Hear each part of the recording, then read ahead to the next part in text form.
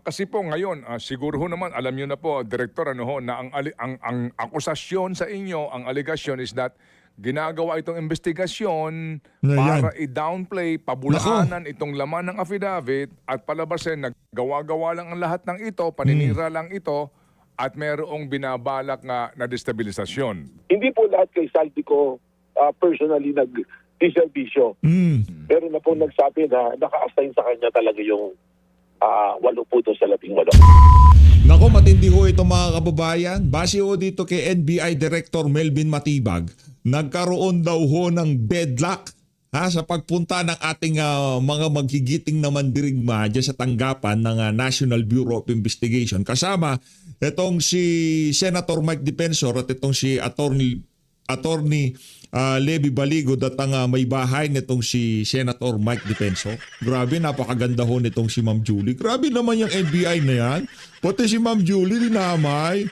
Ano yan? Para talagang lahat na lang hindi para lahat ng mga gustong maglabas ng nalalaman dito sa issue na to matakot. Pati lahat ng magbigay ng assistance, tulong o kung ano pa man dito sa ating mga magigiting na mandirigma na to matakot dahil posible kayong mapasumpinahan ng NBI.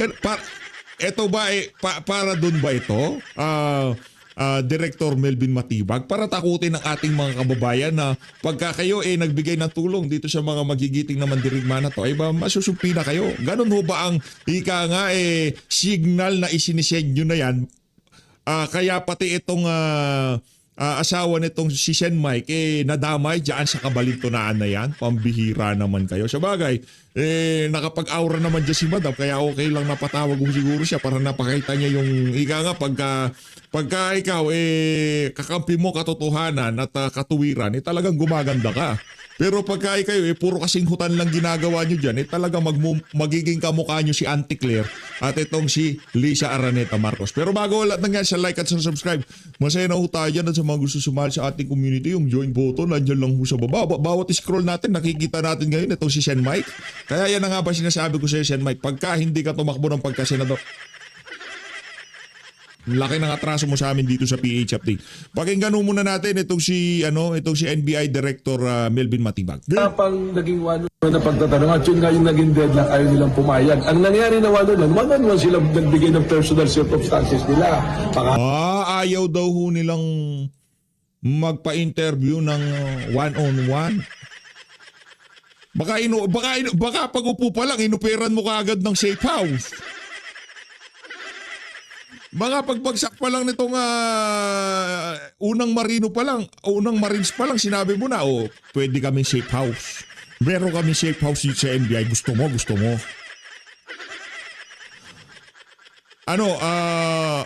Lahat ng expenses libre. Gusto mo? Safe house ka dito. Baka yun ang ibinugan mo, Brad. Hindi talaga papayag yan. Anak na to ka. Hindi papayag yan, sasabihin mo kagad na kung merong banta sa inyong mga buhay, bukas ang NBI para sa safe house. Anak na Petrang Karapata, masyado kayo kasing napaghahalata. Deadlock daw isa-isang nagbigay ng kanilang mga ang tawag dito, dahilan para hindi magkaroon ng one-on-one na interview. Alam ko na itatanong dun sa one-on-one interview. Una, anong dahilan ng paglabas mo? Meron bang nagbayad sa inyo para sabihin yan? Gusto nyo meron kami safe house dito sa NBI? Yun lang naman yun Hindi talaga papayag yan. Alam nila karakas itong administrasyon na to. Puro loko-loko. Alam nila, address nila. Pero doon sa joint affidavit, wala pang paglilinaw. Ang suggestion niya namin, magsulat sila. Request namin, magsulat sila ng salaysay nila. Tapos ibabangga natin doon sa unang affidavit nila. Tapos pagka nakitaan ng butas, kita nyo na kahit may kudlit, period o question mark lamang ang hindi nagkatugma dyan, gagamitin na para wasakin yung unang affidavit nila. Palakpakan natin. Hindi kami pinanganak kahapon dito, Melvin Matibag. Anak ng toka. Hindi ganon. Based on their personal recollection. Kasi doon natin mahihimay Tingnan nyo, affidavit, wala naman mga dates, walang specific. Na dapat today yun sana. Sana today. Sana today, yung pag-i-interview isa-isa. Kaso ayaw nila. Kasi alam na nila kung anong i-offer nyo sa kanila. Di ba? Alam na nila. Pero nagre-request sila, humingi silang time, we'll give it to them. At tama po na malinaw sa subpina na walang limitations. Wala. Nakalagay dito, verification and validation based on the joint affidavit dated February 20. Sir, dapat pag Kumbaga, gagawa na ng paraan ng NBI kung paano wawasakin yung kanilang joint affidavit. O isa-isa kayo magsulat dyan. Ngayon babasahin nila yon. O teka.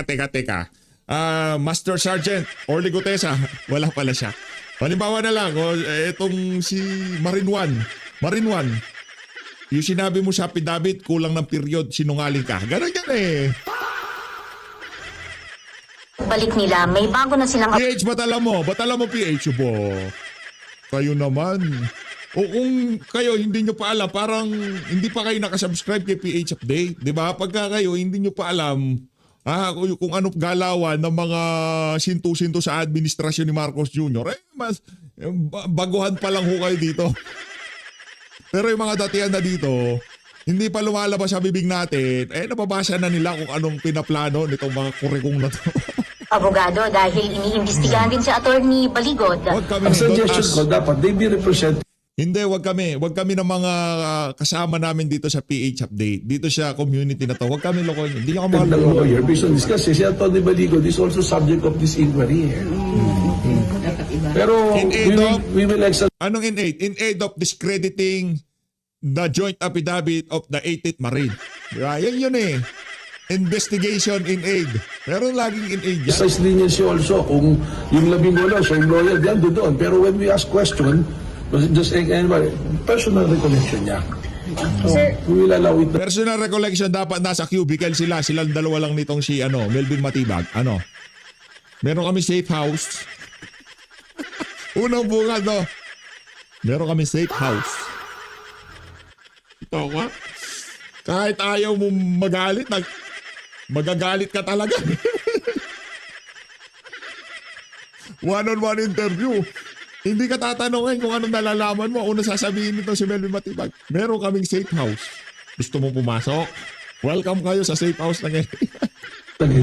We will exercise Oy, Melvin Matibag, yari ka kay Boying Remulla pagka hindi mo nasalansin yung trabaho mo dyan. maximum tolerance. Pang naging one-on-one na Maximum tolerance. So, ito na. Meron ako papakilala sa mga kasama natin dito sa PH Update. Itong si Ma'am Julie Defensor. Napakaganda ng asawa nitong si Ma'am Senator Mike. Kumbaga, patalastas muna. Puro pangit ang pinapapanood ko sa inyo dito. Auntie Claire, Marcos Jr., di ba? Andalang lang si BP Sara. Andalang lang kasi magsalita. Si Auntie Claire, inaaraw-araw niya mga kalukarikatan. Basta lukarit. Inuoras-oras yung pagiging lukarit niya eh. Kaya, dito muna tayo. Kaya Ma'am Julie Defensor. Eto, ganda ni Madam mo. Game. Walang sounds. Inaurahan si Auntie Claire. Pagka hindi gumagamit ng droga, ganyan ang itsura. Pero pagka ikaw gumagamit ng droga, anak na to, ipinagbabawal na droga. Baka metformin lang yung drogang ginagamit. Totally legal, di ba? Pero pagka pulburon na yan, sumisinggot ka, anak na to ka. Hindi nyo ma-achieve yung looks na to. Yung looks na yan, tingnan yung mga normal lang ginagawa sa buhay. Hindi nagpupulburon. Di ba? Mga magaganda at mga magagandang lalaki. Di ba? Ganda ni Madam. I'll see you upstairs. Anong floor ba? Anak ng tawa, bakit meron tarpaulin dyan si Melvin Matibag? O ikaw na! NBI director ka na! Isang question lang, mag-confirm sa sasakyan. Ganda ni Madam. Mama, sa iyo ko na ibibili nitong si Sen Mike. Pagka hindi siya tumakbo sa 2028, mula 2028 hanggang matapos ang termino ni BP Sara, outside na Colombo siya ha. Ano nga yung ginamit mo? Natawa na lang si Mom. Sabi ni Mom dito, anong tanong mo? Anong tanong mo? Sakin niyo daw kung ginamit. Inaurahan lang ni Madam. Ang ganda ni Madam. Ay na nga mga kababayan, balik tayo dito kay Melvin Matibag na lahat ng argumento niya ating tinitibag. Punta ko tayo ngayon dito kay Manong Ted Filon na kung saan nagkakatotoo ang ika nga nasusulat. Dito tayo kay Manong Ted. Matibag po ng NBI. Good morning po, Director. Good morning! Magandang umaga po, Kated at DJ Chacha. Sa lahat po ng morning! tumatangkilik, ang bilyong-bilyong tumatangkilik sa inyong programa po. Isang magandang umaga po. Salamat sa panahon. Sino po yung general kaninyo na retirado na nasa likod nitong paglantad ng mga kalalakihang nagpapakilalang Marines? Well, na-identify na po namin, but Kuya Ted, pasensya na muna, hindi ko muna po siya papangalanan. Meron pa po kasi kami mga binabalidate na bagay. Pero we identified him as he belonged to 1975 na class ng PMA class po, na siya yung naging in charge sa security po ni Ginoong Saldico at sa kanyang grupo. Okay. Na kung saan siya po yung nag-recruit dito sa 103 na binanggit ni Atty. Balicod na 103 yung detailed kay Saldico. Pero we found out, di naman pong 103, hindi po lahat kay Saldico personally nag-diservisyo. Yun na po sa 18. Kanino? Kay Martin Romualdez yung iba. So totoo yung sinasabi noong mga retired Marines na talagang nagseservisyo sila kay Saldico. Nako, umamin din. Sinasabi natin, no? Hindi naman po kay Saldico naka-assign meron na po nagsabi na naka-assign sa kanya talaga yung 8 po doon sa 18. Okay, so nangangahulugan na ito pong retired general ay general po ng anong service? Army na ito ay empleyado ba rin siya ni dating Congressman Saldico? Kaya siya yung in charge sa security kaya meron sinasabi na recruitment ng 108 AFP personnel? Yes po, sa Philippine Army po. At hindi ko lang po sigurado kung hanggang sa ngayon ay empleyo pa po ni Ginoong Saldico dahil wala na nga po, nagtatago na po si dating Congressman Saldico. Okay, so ito bang retired general director ang siyang responsable o isa sa mga responsable kung bakit nagkaroon ng joint affidavit, pinagsamang sinumpang salaysay itong 18 kalalakihan na ito? Hindi ba natin pag-uusapan dito sa video na to yung yarin lamang napaamin na natin itong si Melvin Matibag na talagang security niya ang mga Marines na yan. So, yung tsansa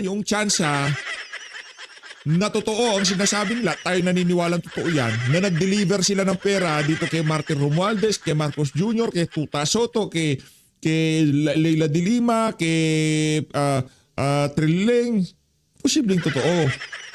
Hindi, tanong lang naman. Well, person of interest nga po siya at may iba-iba pong anggulong tinitingnan kung siya po ba mismo ang may kinalaman dun sa paggawa ng sinumpang salaysay.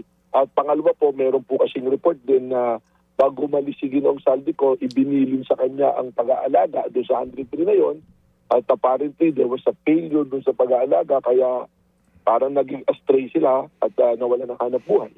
Yun po yung sinasabi ko na baka maaari yung 18, yung paggawa nila ng kanilang salaysay ay vitiated dahil meron po mga consideration na ginawa para sabihin po yung mga bagay na ito.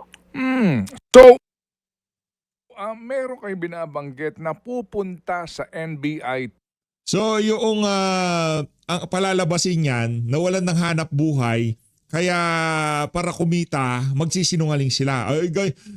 Mga Marines, ganun na lamang ang tingin sa inyo nitong si Melvin Matibag, mang amukang pera. Yun ang ano niya sa'yo, yun yung dating ito ba ang gusto nyong samahan na na side dito sa kasaysayan na to? Dito sa mangyayaring kasaysayan na to? Sang-ayon ba kayo na ganyan ang tingin sa inyo ng mama na si Melvin Matibag? Na ang tingin niya sa ating mga magigitin na Marine at Army na naging security nitong si Saldico, mga mukhang pera? Walang prinsipyo, pera, ganon? Today, itong 18 na kalalakihang ito, Manong Ted, mas magaling ka dyan sa version mo na yan. Ilabas mo sa amin yung balagbag kong magtanong. kumpirmado po iyon? Well, meron pong nakarating sa amin, open intel, na nag-issue ng statement si Attorney Perdito Passion na dadalo sila Mike Defensor, yung asawa niya, yung si Atty. Baligot. At mukhang sa indikasyon, hindi po masyadong malinaw, pero doon po sa indikasyon po ng kanilang pahayag, mukhang kasama po yung 18 at kasalukuyan po, medyo parang nananawagan pa na magkaroon ng movement sa harap po ng opisina ng aming tanggapan. So wala kumpirmasyon kung totoo yan na talagang pupunta today itong sila yung misis ni former Congressman Defensor at yung 18. Wala pong confirmation. Well, sabi ko nga po, doon sa Okay. press statement na nilabas niya Dito Pasok, malinaw na dadalo si dating Congressman Mike Defensor, yung kanyang asawa, si Atty. Baligot. Hindi ko lang po masyadong maklaro kung dadalo rin yung 18. Okay. So mukhang sana po dumalo para magbigay linaw po Okay. sa mga kaganapang ito. Sige, so pwede ko lang po sana liwanagin, Director. May pending case itong 18, sila Attorney Baligod, no? Sa usapin po ng cyber libel and pati po itong usapin po ng perjury. Yun po naihain sa DOJ, separate sa NBI, di po ba? Apo. Okay. So, Yung perjury po ang inihain sa DOJ. Yung pong cyber libel po, yung po yung nakahain po sa aming CCD dito po sa NBI. ayun, okay. So ngayon, ang pagpunta umano nila former Congressman Mike Defensor et al. Sa NBI ay may kaugnayan saan? Doon po sa joint affidavit po, yung sinumpang salisay, yung po yung kaugnay sa deputization po sa amin ng Office of the Ombudsman. Kung maalala niyo po, si Atty. Baligot, nagpasa ng ipinasa sa Ombudsman yung sinumpang salaysay nung 18. Ang ginawa po ng Ombudsman, we are deputized to investigate doon po sa pangyayari po na yun. Ayun, so ngayon malinaw na. So ngayon po itong Ayun. obligado itong 18 na humarap po sa inyo. Meron ba ho kayong inilabas na invitation dito ho sa 18 ito magbigay linaw po sa kanilang sinumpaang salaysay? Sabi na po, ang NBI po may part to subpoena. Manong Ted, parang yung gusto nyong mangyari na makulong ang mga mandarambong mangyayari na ata. Parang naaamoy ko na yung sigaw nyo ni DJ Chacha. Hindi ba natin susuportahan yung 18 Marin dito? Hindi ba natin susuportahan itong mga security detail na to ni Zaldico na kumakanta ngayong mga panahon na to na totoo daw ang sinasabi ni Master Sergeant Orly Gutesa? Ikulong mga mandarambong!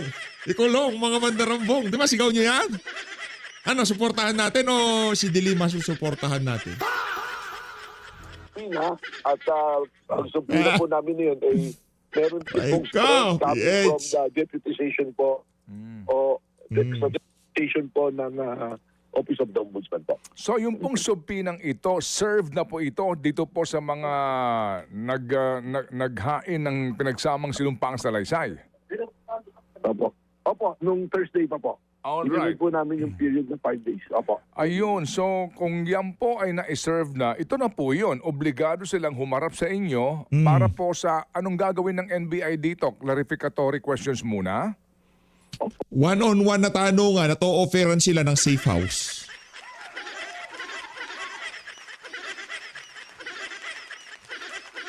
Tatanungin po muna natin. Sabi ko nga po, Kapatid, yung proseso po natin ganito. Halimbawa po, ikaw, Kapatid, nagreklamo ka sa investigador, sa polis. Inireklamo niyo po yung isang tao. Hindi po naman natin kaagad tatawagin yung tao inireklamo. Ang gagawin po na investigador, tatanungin ka, imbestigahan ka, titingnan po yung mga anggulo na sinasabi mo. At pag napatunayan, kinakailangan tawagin yung taong inireklamo, ay tatawagin po natin. Kaya po kung sinasabi to, liliwanagin po natin na yung pong mga pinangalanan doon sa joint affidavit, hindi po nangangahulugan na hindi namin sila tatawagin. Ang sinasabi lang po namin, sinisimulan po namin yung proseso ng investigasyon sa pagtatanong, paglilinaw doon po sa 18 naghayan ng kanila po mga akusasyon. Doon sa So kung totoo palang tauhan sila ni Zaldico at sinasabi nila na totoo yung sinasabi ni Zaldico at sinisigunduhan nila yung sinasabi nitong si Master Sergeant Orly Gutesa at itong si Manong Ted Filon gusto niya makulong ang mandarambong, ano pa hinihintay natin? sa mga taong nabanggit po sa kanilang joint Aray affidavit. mo. Ay, salamat po sa Ay, salamat clarification. po. Kasi ngayon, mas Oo. maganda ito ha, para Oo. maintindihan nyo.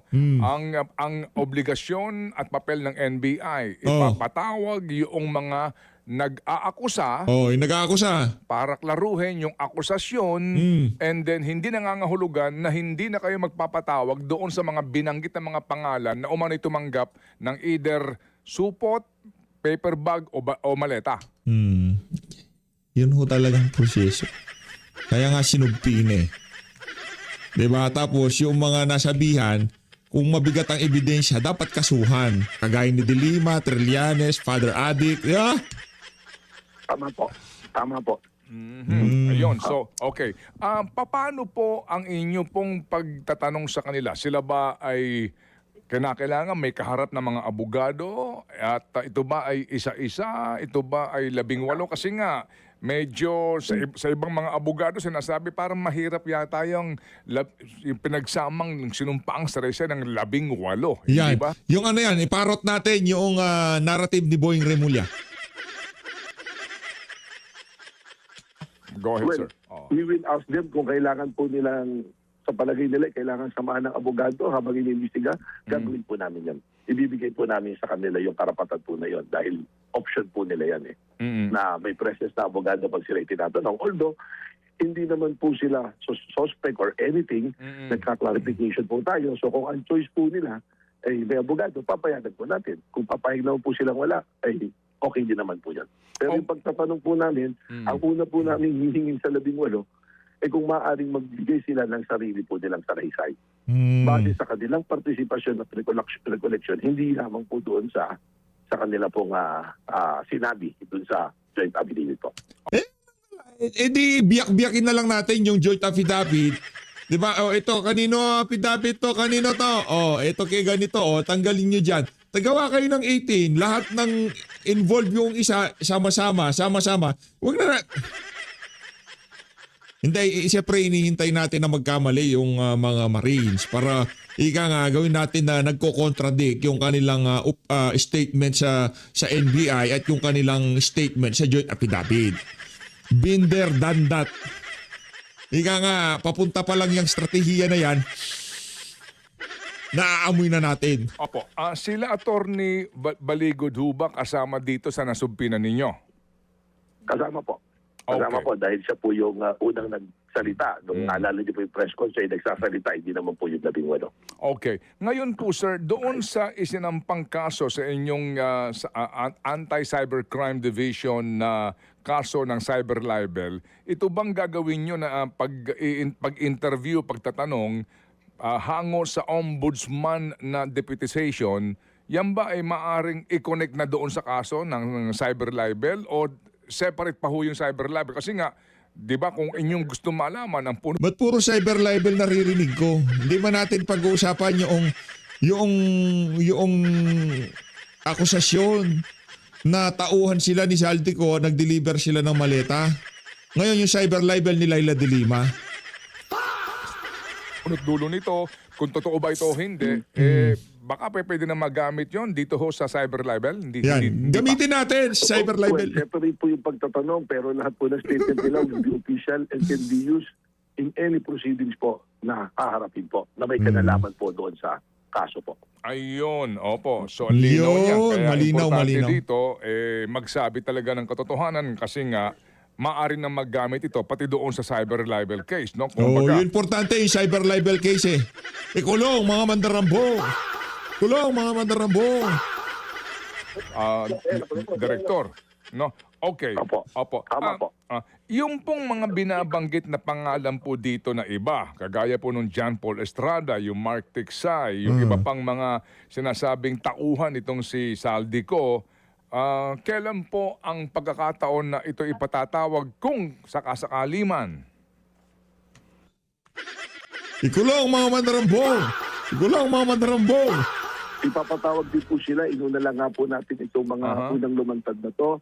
Ipapatawag din po, may mga binanggit din purong parte ng 103 na pinabalidate namin na nasa serbisyo pa po ng PNP o military lahat po ng pinangalanan doon, ando doon po yung malaking posibilidad na ipatawag po silang lahat para Yeah. sa kalinawan po ng kaso nito. Okay, yung pong mga pictures dito na mga bundle-bundle na pera, pati po yung mga maleta na meron pa hong mga sinasabing binuksan, etc. Yung kumuha nito sa mga pictures na ito, malalantad rin na direktor? Cyber libel. Tama po yan. Yan po yung isa sa tanong namin mamaya. Sino yung kumuha ng litrato? Dahil sa korte po, ang litrato, pag ipresent mo, kailangan po mayroong magpapatunay, titistigo, na siya ang kumuha nun para sabihin yung circumstansya po ng pagkuha ng larawan po. Alright. Ngayon, Director, yung pong mga binabanggit din dito ng mga lugar kung saan po daw naghahatid ng mga perang ito, kailan po hahantong yung investigasyon sa katotohanan nun? Stage by stage ito, paano po? Ikulong mga mandarambong! Ikulong mga mandarambong!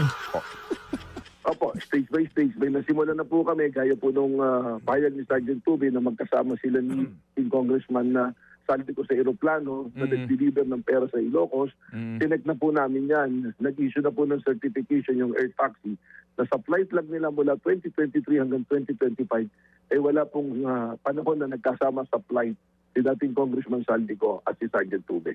So yun, meron na pong kalinawan kagad dun. Hindi pa kalinawan yon.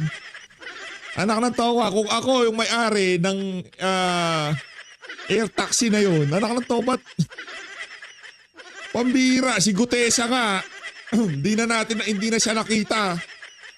Ikaw pang air taxi na nahahalo dito sa usapin na to? Ukulong mga mandarambong. Alright. Gaano Alright. mo kaya ito kabukas sa publiko? Itong inyong gagawing Alright. investigasyon kasi nagmamasid po tayo dito, no? Para po lang, siguro nga, para lang ho natin malaman na ang inyo po dito ay impartial investigation. Well, Kuya Ted, unang-una po, kami po ay will be very open sa publiko through sa inyo po, sa mga platform po ninyo kung ano yung nangyayari.